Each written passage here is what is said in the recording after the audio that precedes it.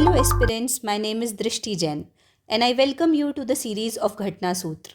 मैं सबसे पहले अपना एक्सपीरियंस शेयर करती हूँ। मैं और मेरी यूपीएससी की दोस्ती काफ़ी पुरानी है। मैंने 3 सीएसई के मेंस और 2 फॉरेस्ट के मेंस और 2 इंटरव्यू दिए हुए हैं यूपीएससी में।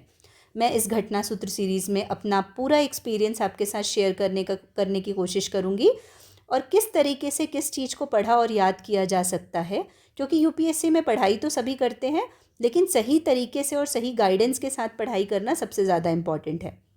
इस वीडियो में हम PT365 डिस्कस करेंगे जो कि काफ़ी क्रिस्प और कॉम्प्रिहेंसिव होगा, जो प्रीलिम्स के लिए इनफ और सफिशिएंट होगा। मेरी कोशिश रहेगी कि बहुत ही कम समय में आपका ज़्यादा से ज़्यादा करंट अफेयर्स बहुत अच्छी तरीके से रिवाइज हो जाए। एंड सबसे इम्पॉर्टेंट चीज़ हम साथ ही ट्राई करेंगे कि उसका स्टैटिक से लिंकेज और लास्ट 10 ईयर्स के प्रीवियस ईयर क्वेश्चन डिस्कस करेंगे।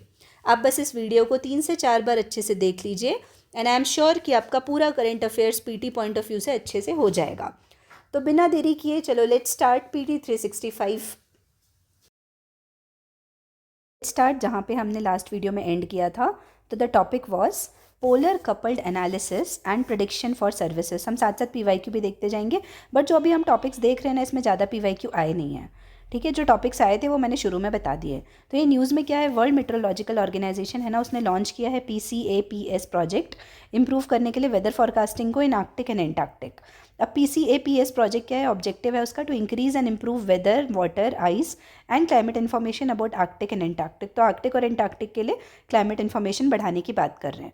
It will help develop observation systems and earth system models and advocate for improved forecasting services. PCAPS is a part of WMO's world weather research programme. तो world weather research programme का part है। WWRP helps advance research of earth system through the science for services value cycle approach. अब improve the warning, और एक और इसका काम है improve the warning process to account for the evolution of nature, evolving nature of extreme climate, extreme weather impacts. ठीक है, I hope यहाँ पे समझ आया होगा polar coupled analysis and prediction for services क्या है।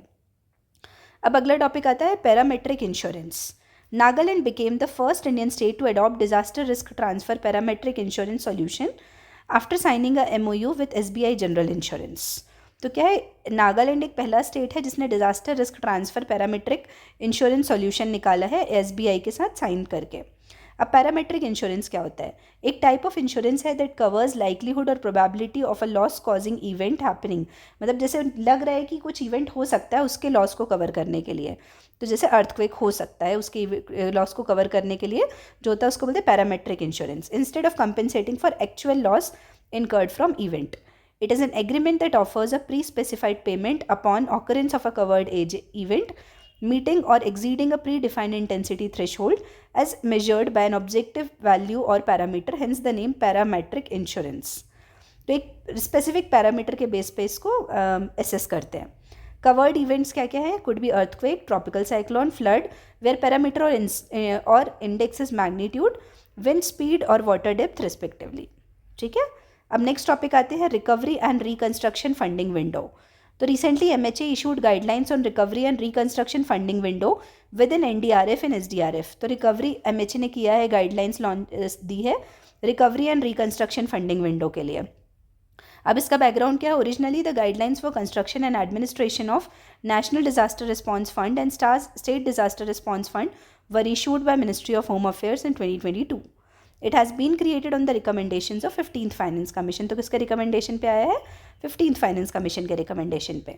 एम क्या है, to address gaps in funding for states affected by natural disasters, relocating resources within existing disaster relief frameworks to support recovery efforts better.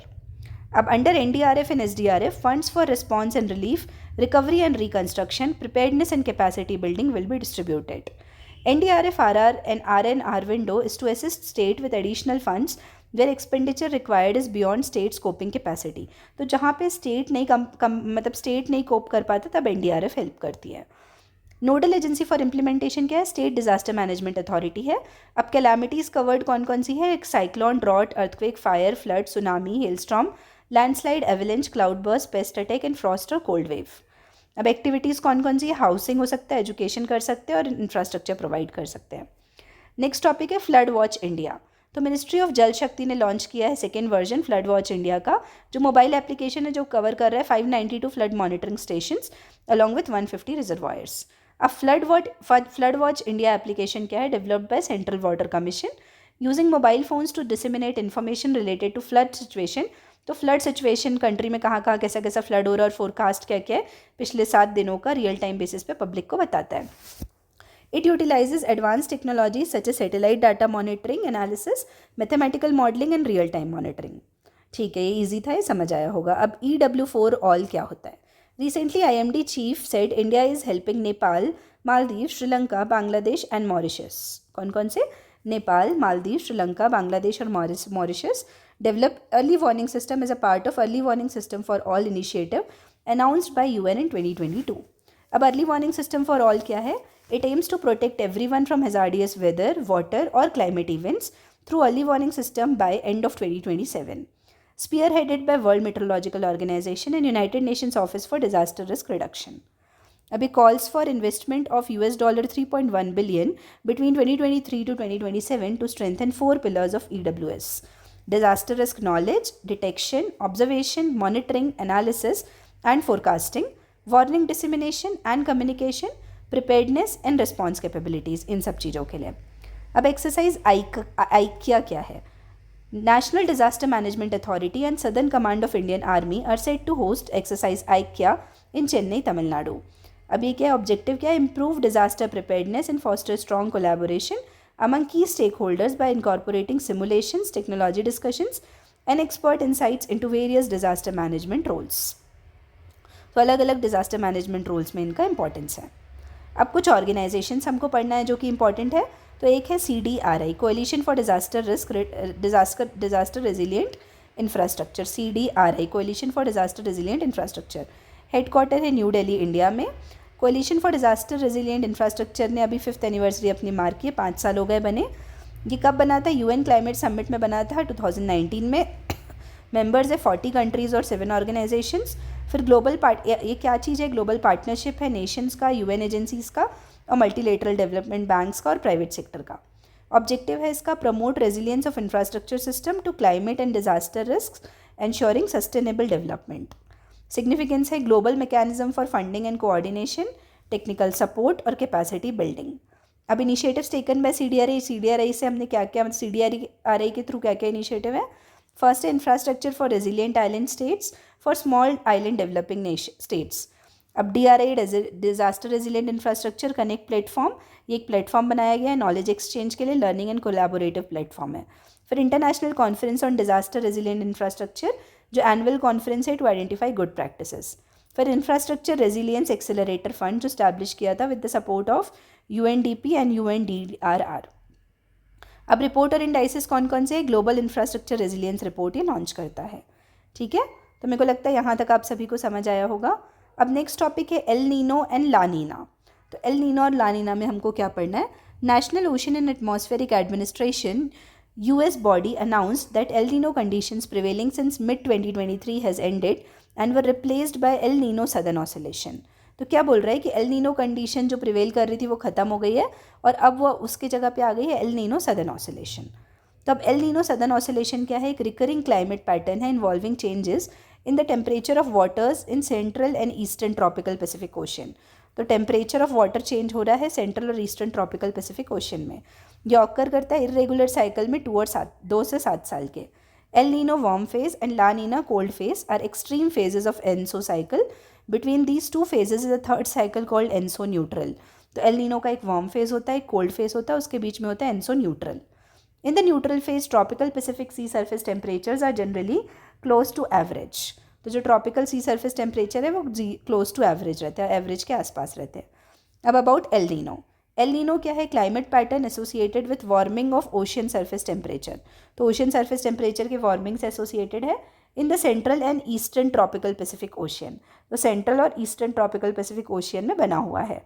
की impacts क्या है? It suppresses rainfall over India during monsoon. तो El Nino से क्या होता है?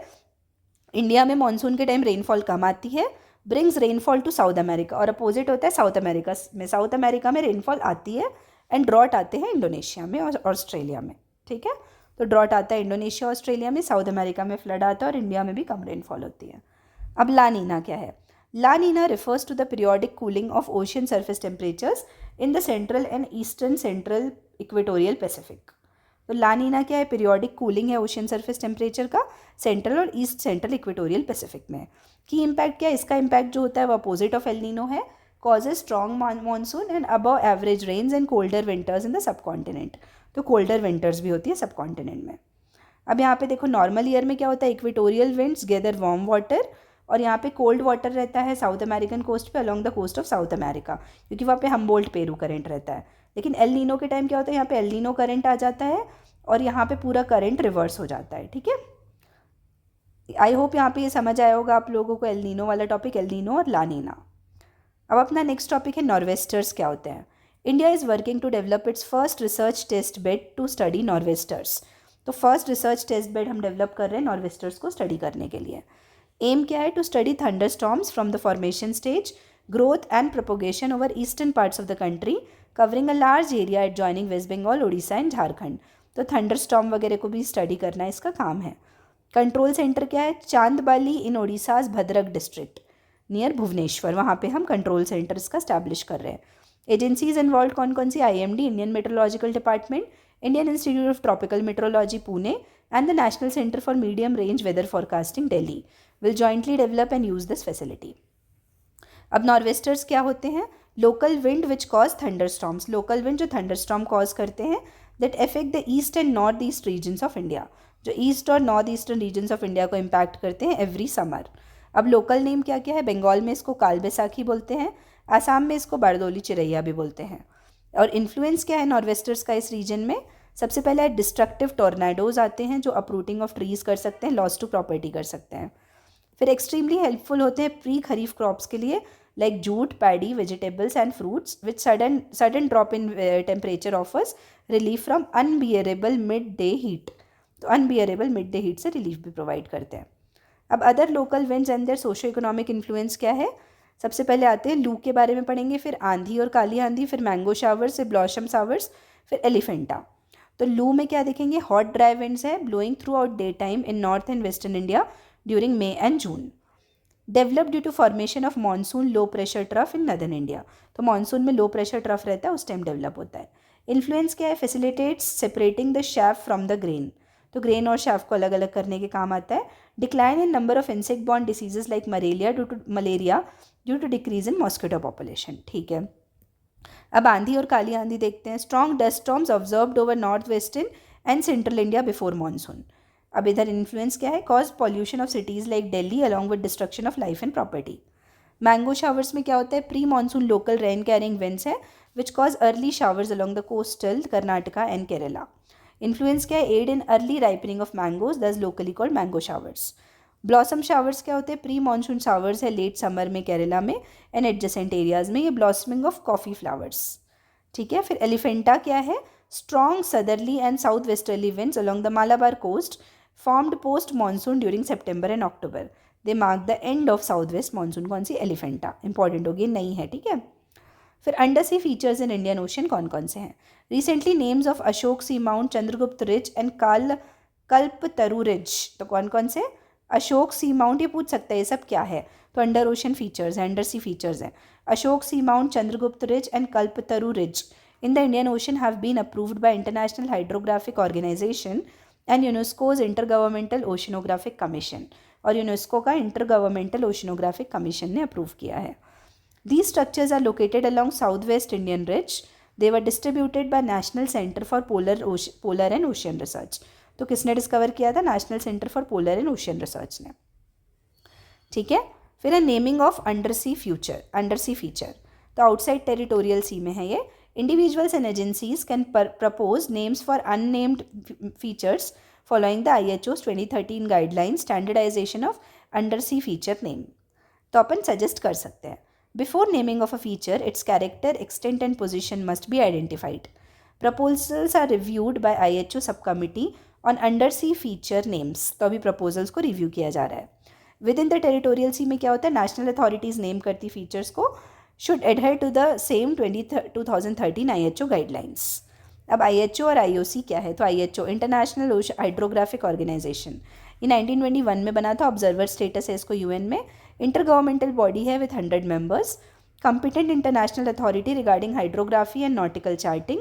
IHO का secretariat has been hosted by principality of Monaco, तो इसका सेक्रेटेरिएट क्या है? मोनाको एक कंट्री है, वहाँ पे है।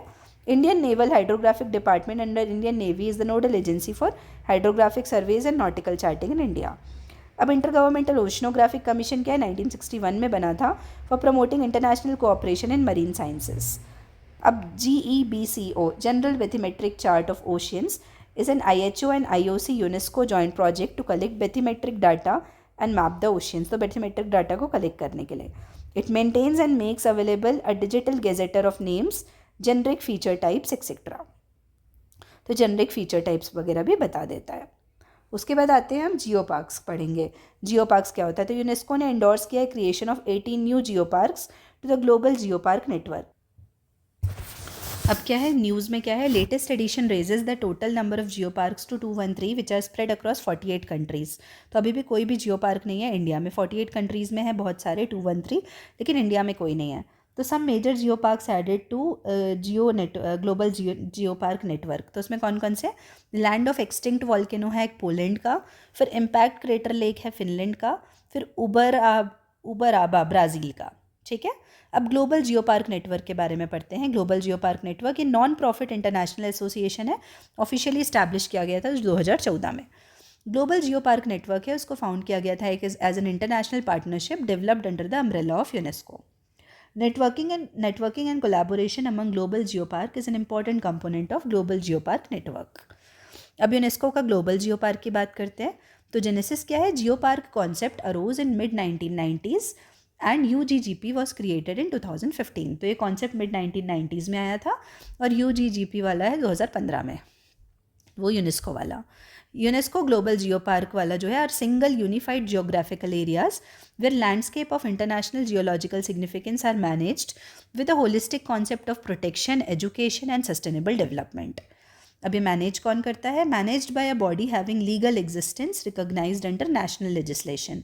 तो लीगल एग्जिस्टेंस जो है नेशनल लेजिस्लेशन में रिकॉग्नाइज किया गया है, वो बॉडीज़ को मैनेज करती है। डेजिग्नेशन इज़ नॉट परमानेंट, तो जो डेजिग्नेशन है ये परमानेंट नहीं है। Designation is for 4 years after which it is reassessed, तो उसके बाद ये रीअसेस किया जाता है। अब मैंडेटरी नेटवर्किंग की बात करें तो membership of the global geo park network is obligatory for UNESCO's global geo park protocol. तो ये पहले आपको ग्लोबल जियो पार्क नेटवर्क की मेंबरशिप लेना पड़ेगा यूनेस्को में जाने के लिए। अब सिग्निफिकेंस क्या है? यूनेस्को ग्लोबल जियो पार्क वाला जो प्रोग्राम है gives local people a sense of pride in the region and strengthen their identification with the area. New sources of revenue भी जनरेट होते हैं जियो टूरिज्म के हेल्प से। ठीक है, फिर कुछ अब इंपॉर्टेंट टर्म्स पढ़ेंगे जो न्यूज़ में है। तो उसमें है base flow. A recent study has highlighted that base flow has contributed significantly to flooding of rivers in peninsular India. तो अब बेस फ्लो होता क्या है ये देख लेते हैं। बेस फ्लो मतलब it refers to the portion of stream flow that originates from ground water discharge seeping into the stream और river over an extended period. तो ऐसा पोर्शन स्ट्रीम फ्लो का जो ओरिजिनेट होता है ग्राउंड वाटर डिस्चार्ज से, जो अंदर जाते जाता है स्ट्रीम और रिवर के थ्रू। Ground water discharges into water bodies when the water table intersects the surface of the ground along rivers और wetlands contributing to their flow. तो जब भी ग्राउंड वाटर डिस्चार्ज होता है वाटर बॉडी में तो वो इंटरसेक्ट करता है सरफेस वाटर, जो ग्राउंड में जो सरफेस वाटर है उसके साथ, उससे वो कंट्रीब्यूट होते जाता है, बेस फ्लो में हेल्प होते जाती है। Catchment with higher base flow led to an increased likelihood of rapid run off with incoming rainfall events in shorter time lags. Factors influencing base flow कौन कौन से? Topography of land, nature of the soil, land use pattern and climate change. ठीक है, अब significance क्या है इसका? Silt reduction, sustains river flow and ecosystems and water quality movement. ठीक है, तो सिल्ट रिडक्शन होता है, sustain river flow and ecosystem और वाटर क्वालिटी इंप्रूवमेंट होता है। अब इक्वेटोरियल प्लाज्मा बबल्स क्या क्या होते हैं? A recent study by Indian Institute of Geomagnetism found that volcanic eruptions cause equatorial plasma bubbles. तो जियोमैग्नेटिज्म वाला जो इंस्टीट्यूट है उसने बोला कि वॉल्केनिक इरप्शन से इक्वेटोरियल प्लाज्मा बबल्स होते हैं। ये क्या होते हैं? Normally observed in the equatorial ionosphere. Equatorial ionosphere में ऑब्जर्व किए जाते हैं डिप्लीशंस इन द आइनोस्फीयरिक प्लाज्मा डेंसिटी। तो आइनोस्फीयरिक प्लाज्मा डेंसिटी में डिप्लीशन होता जा रहा है, formed during post sunset hours. Volcanic eruptions produce strong atmospheric gravity waves that can trigger their formation. Generated EPBs can impact satellite communication and satellite based technologies. ठीक है, तो ये उतना इंपॉर्टेंट नहीं था, काम का नहीं था. अब एटमॉस्फेरिक रिवर्स देखते हैं. एटमॉस्फेरिक रिवर एक थोड़ा इंपॉर्टेंट टॉपिक हो जाता है. Scientists warn that intensification and increased frequency of atmospheric rivers due to global warming is worsening the extreme rainfall events and weather events. तो साइंटिस्ट ने वॉर्न किया है intensification and increase frequency of atmospheric river के बारे में. अब atmospheric river होती क्या है? इनको फ्लाइंग रिवर्स बोलते हैं that are relatively long narrow regions in the atmosphere that transport most of the water vapour outside of the tropics. तो ये क्या होती है? Most of the water vapour को आउटसाइड ट्रॉपिक्स ट्रांसपोर्ट करती हैं.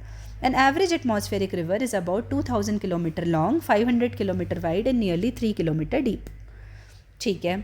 ARs are a part of larger system of extratropical cyclones that transport heat and moisture from the tropic towards the poles. तो ये क्या करते हैं? ट्रॉपिक से मतलब ये एक एक्स्ट्रा ट्रॉपिकल साइक्लोन का पार्ट होते हैं जो हीट और मॉइस्चर को ट्रॉपिक से लेके पोल्स की तरफ ले जाते हैं. अब एयर्स क्या है? Are typically located within low level jet and area of strong winds in lower atmosphere. तो एरिया ऑफ स्ट्रॉन्ग विंड्स जो लोअर एटमॉस्फेयर है वहाँ लोकेटेड रहते हैं. They are largest transport mechanisms to fresh water. ये largest transport mechanism है fresh water के. ठीक है. अब नेगेटिव लीप सेकेंड क्या होता है?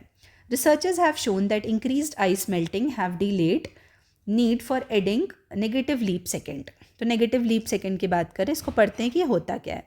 It is second that is subtracted from clocks to keep them aligned with the earth's rotation. तो ये एक सेकेंड है जिसको हम सब्ट्रैक्ट करते हैं क्लॉक में से, जिससे कि वो अर्थ के रोटेशन से अलाइन हो जाए. It is done when earth is spinning more quickly when the earth is spinning more quickly and the length of day is decreasing. तो ये कब किया जाता है? जब अर्थ ज़्यादा स्पीड से वो हो रहा हो, स्पिन कर रहा हो और length of the day decrease होता जा रहा है. ठीक है. It is opposite of positive leap second, 1 second addition to clock. तो पॉजिटिव लीप सेकेंड क्या होता है? 1 सेकेंड आप ऐड करते हो क्लॉक में. So far there has been 27 positive leap seconds but no negative leap second. तो ये पहली बार नेगेटिव लीप सेकेंड हो सकता है. ठीक है. अब जीरो शैडो डे क्या होता है? Recently Bengaluru experienced a rare celestial phenomena known as zero shadow day. अब जीरो शैडो डे होता क्या? अभी बैंगलोर में जो विटनेस किया गया. It occurs when the sun aligns perfectly overhead causing vertical objects to cast no shadows. तो ये क्या है? वर्टिकली एग्जैक्टली ओवरहेड हो जाता है जिससे कोई भी शैडो नहीं आता है. This phenomena occurs twice a year, once during summer solstice and once during winter solstice in regions situated between Tropic of Cancer and Tropic of Capricorn. The zero shadow days are different for different places. तो अलग अलग place में अलग अलग zero shadow day दिखता है. अब होता है ब्लू होल क्या है? Researchers found evidence that Tamja blue hole is the deepest in the world. तो ये जो Tamja blue hole है वो deepest है वर्ल्ड का. It is located in Mexico's Chetumal Bay. कौन से में? मैक्सिको के चेतुमाल बे में, on the eastern side of Yucatan peninsula. तो यूकाटन पेनिनसुला के ईस्टर्न साइड में है. अब ये ब्लू होल हो क्या सकते हैं? Water filled caverns formed below the sea floor. Water filled caverns होते हैं जो सी फ्लोर के नीचे रहते हैं. Often found in coastal areas where bed rock is prone to erosion. तो कैसे एरियाज में? कोस्टल एरियाज में आ सकते हैं जहाँ पे बेड रॉक इरोजन के लिए प्रोन है. They develop as ocean water seeps through cracks dissolving minerals leading to sink holes. Over time they can grow quite large. तो ये धीरे धीरे बहुत बड़े भी हो सकते हैं. अदर प्रोमिनेंट ब्लू होल्स क्या क्या हैं? Dragon hole in the south China sea, great blue hole near Belize and Dahab blue hole in Egypt. तो कौन कौन से है? Dragon hole in south China sea, great blue hole Belize में है और दहाब ब्लू होल है Egypt में. अब हम आते हैं नेक्स्ट टॉपिक में जिसमें हम पढ़ेंगे हीट डोम के बारे में. तो हीट डोम क्या है? Cities across southern and western states of USA are facing heat waves due to weather phenomena known as heat wave. तो जो सदर्न और वेस्टर्न स्टेट्स ऑफ यूएसए वो हीट डोम को फेस कर रहे हैं. तो हीट डोम होता क्या है? ये एक वेदर फिनोमिना है where a ridge of high pressure get struck in the atmosphere. तो हाई प्रेशर ऐसे बीच में फंस जाता है. It traps hot air that expands vertically into the atmosphere and high pressure pushes it towards the ground. Winds usually move from high pressure, but with the dome stretching far into the atmosphere, these weather systems become almost stationary.